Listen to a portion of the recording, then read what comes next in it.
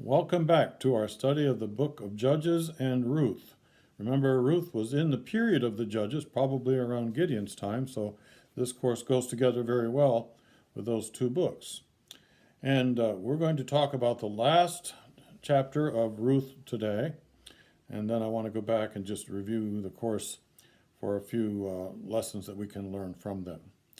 Now, last week we kind of left you in suspense. If you had never read this story before, I'm sure you were wondering what's coming next. Because we left Ruth having come into the tent of Boaz at night and lay down to sleep at his feet. Well, what's going to happen next? Let's just do something like they do on TV and talk about previously in Ruth. I want to read from chapter 3, verse 10 and follow, verse 7 and following, Chapter 3, verses 7 and following. And we're going to go previously in Ruth, and then we're going to go into the new part of the story as I read this. Ruth 3:7. And when Boaz had eaten and drunk, and his heart was merry, he went to lie down at the end of the heap of grain. Then she, that is Ruth, came softly and uncovered his feet and lay down. At midnight the man was startled and turned over, and behold, a woman lay at his feet. Now I need to just stop there for a moment and remind you, this is not some kind of immorality. This was kind of after a pattern that had to do with someone laying claim to her kinsman redeemer. So often servants would lie at the master's feet too, so they could be ready to help with anything that he needed. So that was what this did. She came so that she could claim him as her redeemer. Let's just see how it goes. At midnight the man was startled, verse 8, and turned over, and behold, a woman lay at his feet. And he said, "Who are you?" She answered, "I am Ruth, your servant. Spread your wings over your servant, for you are a redeemer." She's claiming her redeemer. And he said, "May you be blessed by the Lord, my daughter. You have made this last kindness greater than the first, in that you have not gone after young men, whether poor or rich. And now, my daughter, do not fear. I will do for you all that you ask. For all my fellow townsmen know that you are a worthy woman." Now, it's true that I am a redeemer, yet there is a redeemer nearer than I. Now, I suppose if you don't know this story, you're saying, wait a minute, this is some kind of, what do we call it today, spoiler alert? I thought this was all going to go forward and he was going to buy her back and they were going to be happily married. Well, hold on. We'll get there. But he says there's a redeemer that's closer than I. Remember some of the things that we've talked about in previous weeks. Let me just go back over it a little bit. Levirate marriage. What was levirate marriage? It was a requirement of the law that if a man was married to a woman and he died without children to forward his name, then the nearest relative, his brother, if he was able to do so, was to marry her so that the heritage and the land and whatever it was that belonged to them would all continue to be in a family. There was a way out of it if she wanted it. That was a ceremony, but that was the story. Now, if it wasn't the brother, then it would be a nearest male relative. And so here we are, and she has come to claim this, not knowing, of course, that there was another person that could redeem. And Boaz said to her, "May you be blessed by the Lord," verse 10. But there's another redeemer that's nearer than I, another person who has a prior claim. So the person that is near to her, of course, would have the first claim. And in 13, Boaz gives her his answer. He says, "Remain tonight, and in the morning. If he will redeem you, good. Let him do it. But if he's not willing to redeem you, then as the Lord lives, I will redeem you. Lie down until the morning. As I said earlier, there's a lot freighted in this story. This is a love story. Boaz has already fallen for Ruth, and he is just thrilled. In fact, his statements there about you could have gone after some of these handsome young men. I'm putting words in there, but you get the idea. But you didn't. You chose to ask me, a middle-aged man probably, who may have given up all thoughts or hopes of marriage. We don't know that. But he said, you blessed me first by introducing yourself and now by claiming me as your redeemer because I would have the right to marry you. And he is really, really happy. Look at verse 10 again. May you be blessed by the Lord, my daughter. You've made this last kindness greater than the first, in that you've not gone after young men, which she could have done, whether poor or rich. She was going after him. Now he says, my daughter, do not fear. I will do all that you ask. For the townsmen know that you are a worthy woman. Very interesting terminology here. Because how was Boaz described in the scripture when we first met him? He was described as he was a worthy man. And I pointed out to you that meant he was a substantial person. He was a man of character, man of maturity, probably a rich man, but certainly someone of some status. And now he's using the exact same term to describe Ruth. The townspeople know you. They know what a wonderful person you are. You're an upstanding young woman of character and maturity. He's using all the same things could be said of her, that could be said of him, except for one. She's not rich. She's poor. So he says, stay overnight, lie down until morning. And, of course, she does. So she stays till morning, verse 14, if you'd look at it. So she lay at his feet until the morning, but arose before one could recognize another. And he said, now he's speaking to those around him, some of the people that work for him, let it not be known that the woman came to the threshing floor. He doesn't want word out prematurely. Now, he's certainly going to put word out at some point, but he doesn't want word out yet because he has to talk to this other redeemer. And he sends back a very interesting dowry. Usually, when someone was married, the person that was going to marry this girl would send back gifts to the parents, rings, jewelry, gold, silver, money, different kinds of things that represented the best of what he was and who he was. But Boaz doesn't do that. It's fascinating to me. He sends her back. He says, here, take your apron, is basically what he says. And he fills it up 3 times with grain. So you get this picture of this woman. She's going to try to sneak back home, but if anybody sees her in town, she's carrying this grain. And it's almost more than she can carry. Three portions of it. Almost more than she can carry. And she's going back home with this grain. Why? Well, I'll give you my theory. There's no definitive answer to this, but my theory is this. What was it that Ruth and Naomi needed the most? Well, it wasn't land, because they had land, although it had to be bought back. It would come back at the year of Jubilee. They had land. It was food. And this whole story is about food because when we begin, the family has moved to Moab to get away from the famine. And so it was about food in the beginning, and it's going to be about food here near the end. And Boaz is saying, here's what you really need. I could give you money and all these things, but here, take the grain. Take the first of my grain and take it back to your mother-in-law. So she does. Now, let's just go on here to verse 18. And so she brings this home and she presents it to Naomi. I'm kind of skipping over a few things here to get to the main point. And she tells them all that Boaz has said, I'm sure with some excitement and some glitter in her eye.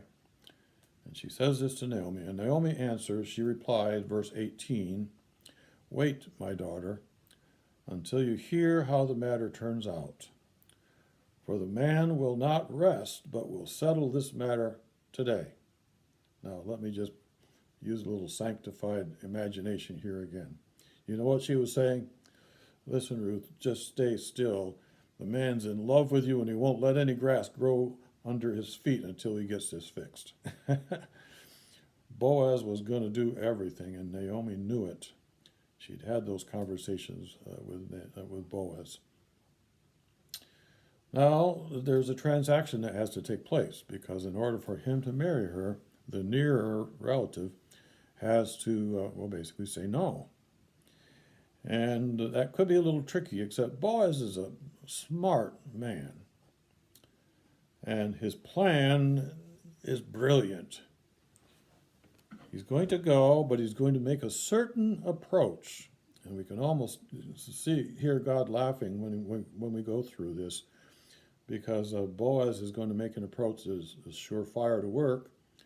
But I could imagine that Ruth might have had some nerves about this. Is it going to work? Is he going to say no? And she knows how badly Boaz wants it to, but they're going to live according to the law. So they're going to give this nearer relative a first chance. And so now we're going over, turn the page if you would please to chapter 4, the last chapter of the book, chapter 4. And he's going to address a first redeemer. I want to say before we start with verse 1 here, that I should remind you again that Boaz was a man of substance, but he was also a leader in town. There's some things about this story that would seem a little strange if that were not true.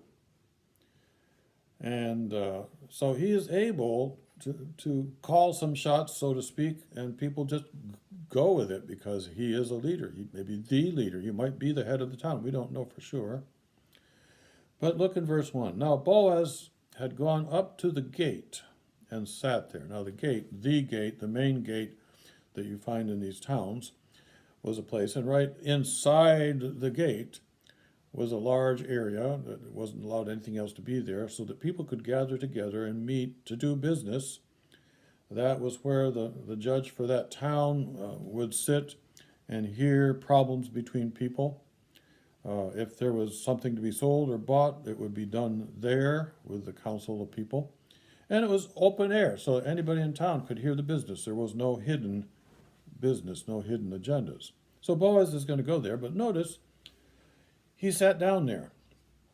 And you almost get the sense here that that was an accustomed seat to him as the chairman of the council or as the head of the town. We don't know how far up he was, but he was certainly somebody that was substantial in town. So he sat down there. No surprise here. Everybody went on with their business. And behold, the Redeemer of whom Boaz had spoken came by. Now, I'm interested in the writer using that term behold. And behold, the Redeemer. In other words, he could say in modern English, coincidence, coincidence, there's a Redeemer. What made him walk by just at that moment? Well, I'll tell you what it was the sovereignty of God. And he's just coming by just at the moment after Boaz sits down. God brings this whole meeting together. Of whom Boaz had spoken, he came by. So Boaz said, turn aside, friend, and sit here. Now again, if Boaz was not somebody of substance, somebody to be respected, that friend might have said, well, what do you have in mind? What's going on? What do you need me for? He didn't. Boaz said, sit down, and he sat. And he turned aside and sat down, it says. So Boaz hasn't told him a thing, but he asked him to sit, and he did so. And then we get to verse 2. We're going to come to the town council. And he took 10 men of the elders of the city and said, sit down here. And so there was no discussion there either, so they sat down. It was like he was the one in charge, and if you want me to sit down, that's what I'm going to do. No questions asked. Well, let's go on. We're going to get to the good part now. Verses 3 and 4, the redemption of Naomi's land. Boaz's plan, which I called brilliant a few moments ago, was to start with the land. Remember, the kinsman redeemer had several duties: to buy back land if it was time for it to be bought back, and to protect the family, to see vengeance for murder of that husband, father, and so on and so forth, and to marry. Those were all parts of the duties of the kinsman redeemer, spoken of in the scripture. So in verse 3, he's going to approach the land first, and you'll see why in a moment. Then he said to the redeemer, Naomi, who has come back from the country of Moab, is selling the parcel of land that belonged to our relative Elimelech. Now, Elimelech was Naomi's husband. We haven't spoken much about him. But it was his land. So I thought I would tell you of it and say, buy it in the presence of those sitting here and in the presence of the elders of my people. If you will redeem it, redeem it. But if you will not, tell me that I may know. For there is no one beside you to redeem it, and I come after you. And I'm thinking, well, Ruth is thinking, what is he doing? He's not saying anything about our marriage. Hold on. So, and furthermore, might be somewhat upsetting if you don't know the ending. This man says, yes, I will redeem it. Like to have that land, good land, like to have it. But now Boaz comes with the surprise, because you see, it's a package deal. Verses 5 and 6. Then Boaz said, the day you buy the field from the hand of Naomi, you also acquire Ruth the Moabite. Whoa, wait a minute now, that's a whole different story. The widow of the dead, in order to perpetuate the name of the dead in his inheritance. So what he's saying to this redeemer that's closer is, sure, you can have the land, but when you get that land, when you buy the land, you're buying or you're redeeming Ruth to be your husband, so that she can have progeny under your name. Well, then the Redeemer said, I cannot redeem it for myself, lest I impair my own inheritance. Let me just explain what he's saying here. No doubt this nearer Redeemer has sons, and they have children, and he has already declared, maybe, and it's quite common in those days, that the father, if he was a man of substance, would have given out part of his inheritance to the sons already. And for him to marry Ruth and then have more children by her would totally mess up the disbursement of his inheritance. And he just didn't want that to happen. He wanted the land, but he did not really want to go there with his own children and all the problems that could incur as far as the inheritance. So he says, I cannot redeem it for myself, lest I impair my own inheritance. Take my right of redemption yourself, for I cannot redeem it. Well, that's the answer we want, isn't it? That's the answer he wanted and Ruth wanted. Now, we've got to seal the deal, and there's a custom. The custom in Israel was that if the Levirate marriage did not happen, in other words, if the person that was supposed to be the redeemer refused to marry the widow, that they would go to a certain place in town. He would take off his shoe. She would take off his shoe, rather, and throw it, as far as she could throw it, and spit in his face, because he refused to do his duty to her and to her family. In this case, she's not going to spit in his face, because this was a desirable outcome, and there was another redeemer that was standing right behind the first one. But they did take off the shoe. Because that was a custom, it says here in verse 7, this was a custom in former times in Israel concerning redeeming and exchanging. To confirm a transaction, the one drew off his sandal and gave it to the other, and this was a manner of attesting in Israel, in other words, that this was a genuine, agreed upon matter. So when the Redeemer said to Boaz, "Buy it yourself," he drew off his sandal. You can almost imagine it, can't you? As soon as he sees that this Redeemer is going to reject it, he's got that sandal halfway off. He really wants to finish this up. So he takes off the sandal. And there's a declaration now is going to be made before witnesses. It's a good thing they did it here. I mean, this was the custom. They would have the decision made. They would have the council there. They would have the people of the city there watching this. And I think it became a celebration because I think everybody knew. In a small town like that, I have to believe everybody knew this was going to happen sooner or later. They knew how Boaz had been treating Ruth. The word went around, you see. Verse 9. Then Boaz says to the elders and all the people, "You are witnesses this day that I have bought from the land of Naomi all that belonged to Elimelech and all that belonged to Chilion and Mahlon," the two husbands of the two girls. "Also Ruth the Moabite, the widow of Mahlon, I have bought to be my wife." He's talking about redeeming her now, not enslaving her, but redeeming her. "To perpetuate the name of the dead," there it is, the requirement of the levirate marriage, "to perpetuate the name of the dead in his inheritance, that the name of the dead may not be cut off among his brothers and from the gate of his native place. You are witnesses this day." So it's very clear, and I hope that as you listened to me before about levirate marriage, you see how beautifully this fits the pattern. He's playing the part of the kinsman redeemer. He's buying back the land of Naomi and of the two sons, and he's also going to buy back Ruth, so that the name can be perpetuated. And we're going to see this when we get to the end of this lesson, because this is the single most important theme of the book, continuing the line. It's going to bring us to Christ. So, well, there's a marriage, verses 13 through 17.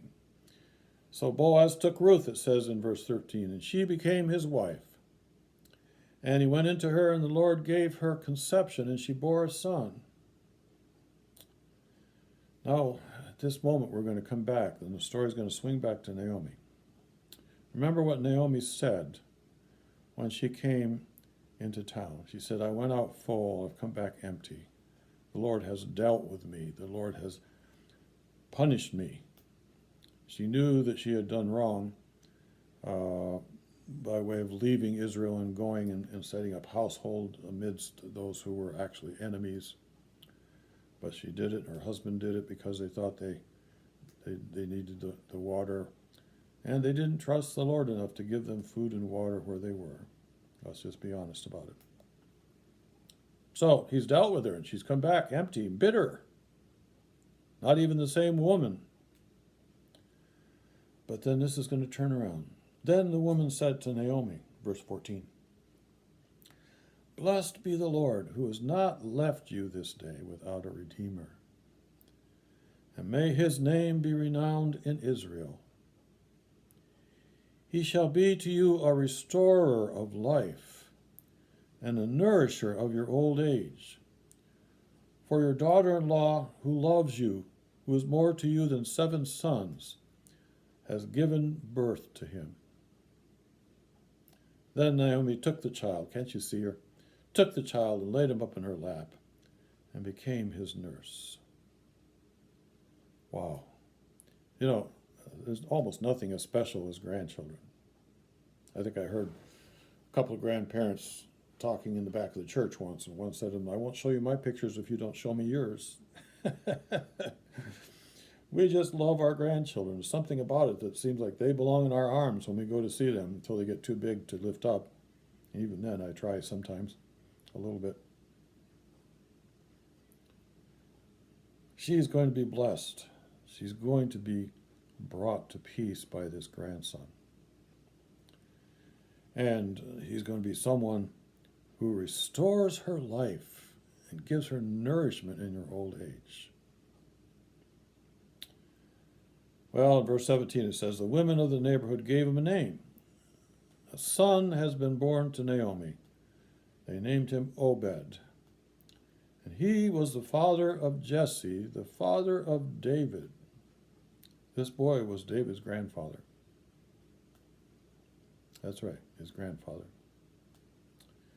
Well, but David isn't that important for himself. We're going to come to the end here, and we're going to see that this mission, I have in my notes, mission accomplished, verses 18 through 20. What was the mission? Well, let's look at it. Now, these are the generations of Perez. Perez fathered Hezron. Hezron fathered Ram. Ram fathered Amminadab. Amminadab fathered Nashon. Nashon fathered Salmon. Salmon fathered Boaz. Boaz fathered Obed. Obed fathered Jesse. And Jesse fathered David. And I want to tell you that if you go to the New Testament genealogies, particularly the one, there's a genealogy in two of the books, Matthew and Luke. And the one genealogy that comes through Joseph's side, I believe it is, no, I'm sorry, Mary's side, you will find these same names. What am I getting at? It was necessary that Obed be born so that the line to Jesus could be established, or could be maintained, perhaps I should say. What would have happened if Boaz and Ruth never got together? What if she went back to her father and mother in Moab? Didn't have a child that would belong to the name of Obed, or to the name of Boaz. Then Satan would have won, and the line to Jesus would have faltered. There would have been a break in the line. But that wasn't so. In fact, it's very interesting to me that Salmon, who was a father of Boaz, also was the husband of Rahab, the harlot, who had chosen to trust the Lord when Israel was conquering the land, and asked to be protected by them because she wanted to serve the Lord God.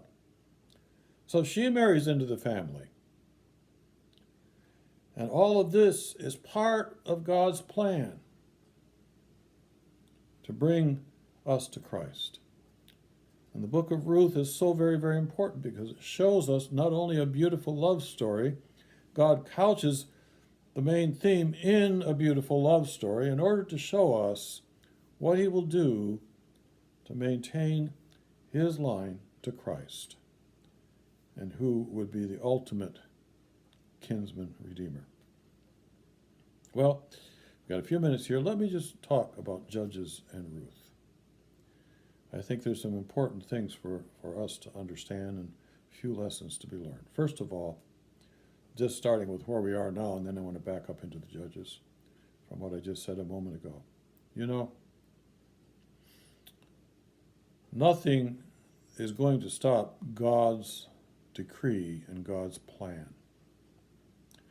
God's sovereignty is such that even our detours will not stop God from fulfilling his plan. If we make a detour because of sin, like Naomi going to the land of those other people that did not know God, if she made that detour, she eventually came back. God had all of that within his plan.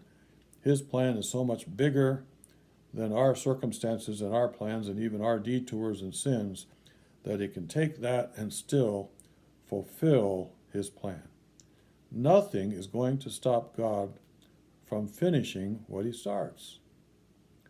And so we need to understand that when we fail him and when we sin, there's always a way back. And we have not derailed his plan at all.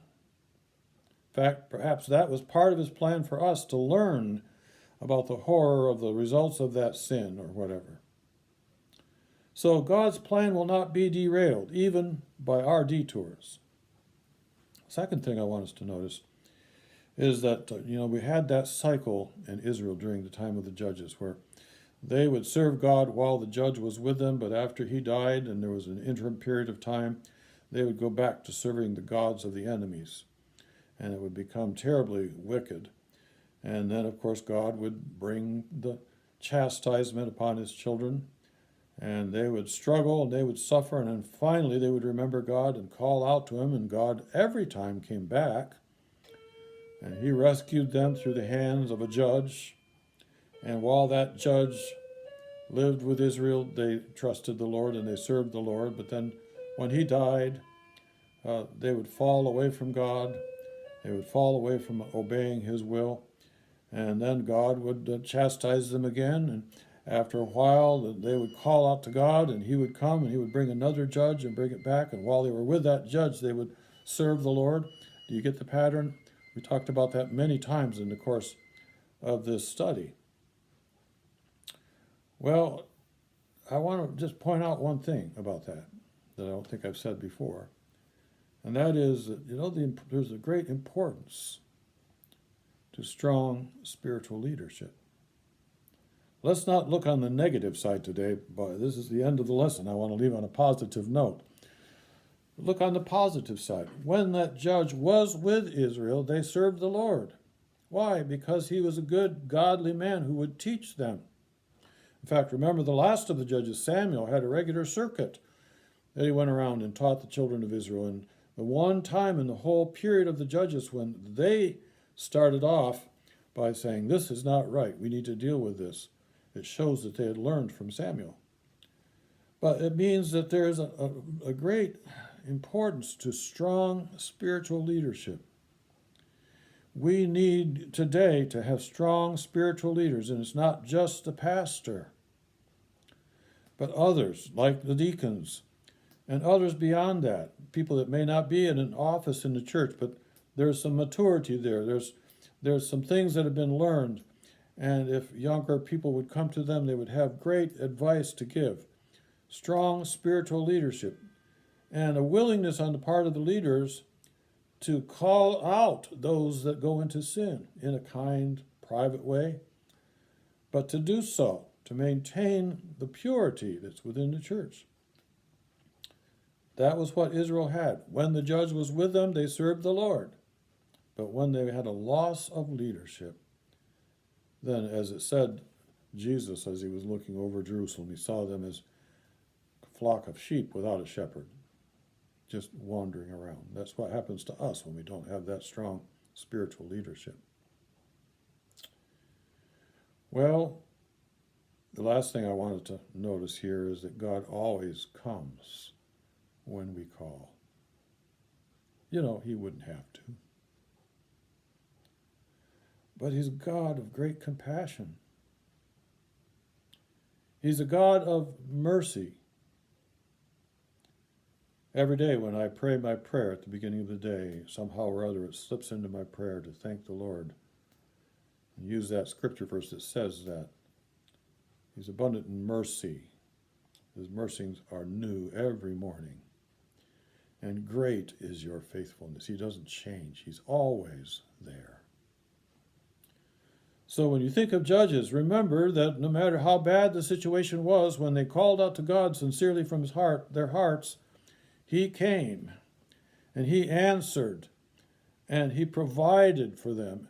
And I want to say to you this morning, you may be watching this because it's something you always do. That's what you do. You watch Sunday school. You go to Sunday school. But you may know in your own heart things are not right with God. I want to tell you that if you bring yourself to repent and confess today what the nature of that sin is, God will come back every time. He will. Well, God bless you. We're going to be into the book of John next week. That'll be an interesting study. I hope you'll be there with us. And you have a good week. Be a blessing to someone this week. Bye-bye.